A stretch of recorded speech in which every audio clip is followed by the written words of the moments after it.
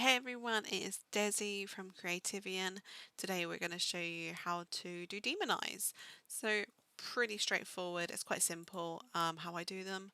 Basically this is the image you see in front of me, this is what I'm going to use. So I'm going to zoom in um, until I get to our eyes. You want to get a brush, you want to make it as small as you possibly can, and you want a new layer.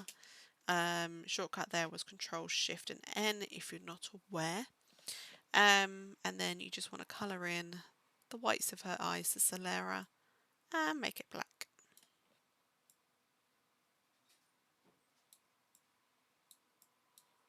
And then do the same for the other eyes. Obviously if there's only one set of eyes, only do one. Because I'm doing a stack edit here, it is two, like so. Once you're happy with that, I would then do another layer, reverse to white, just press a little arrow, make your brush a little bit bigger, too big, and then do the whites of the eyes, or the whites of the eyes, do the pupils of the eyes white, like so. Zoom out and then click overlay. You can do that several times if you want a really good glow like that. Then click flat merge, use your thingies on. I think I already actually done my sharpening. Yeah, I did. So what I will do is I will leave it like that. Add your PSD or whatever you want to chuck on top. Let's chuck this one on. Those a bit too dark for that. Let's add a bright contrast.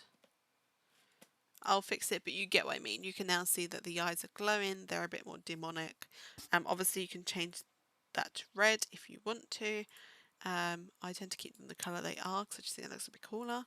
But if you wanted to change the colour, just do another layer.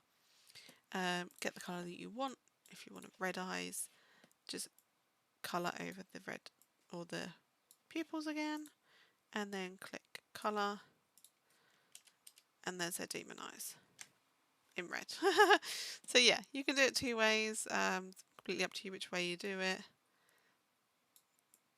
The whole idea of the lighting is just to brighten their eyes up, but it's completely up to you how you want to do it. There's a bit that's annoying me. There we go, like so. So yeah, it's pretty versatile. You can change and adjust things as you want. If color doesn't work, you can always use vivid light, or you can use hard mix, but as you can see you can't really see the outline, so I tend to usually go for colour, generally speaking.